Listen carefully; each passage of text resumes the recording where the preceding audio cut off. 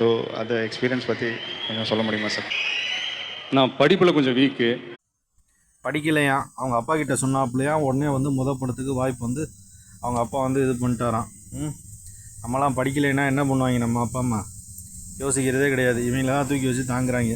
இதில் வேறு என்னென்னா ஏகப்பட்ட மீடியா விஜய் ரொம்ப கஷ்டப்பட்டு வந்தார், இஷ்டப்பட்டு வந்தார் அப்படின்பாங்க. அப்போ நாங்களாம் எப்படிப்பட்டு வந்தோம் அதை புரிஞ்சுக்கிறது இல்லை.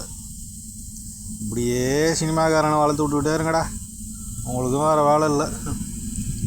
15 ரூபாய்க்கு நான் டிக்கெட்டை பார்த்தேன்டா சினிமா தேட்டரில்.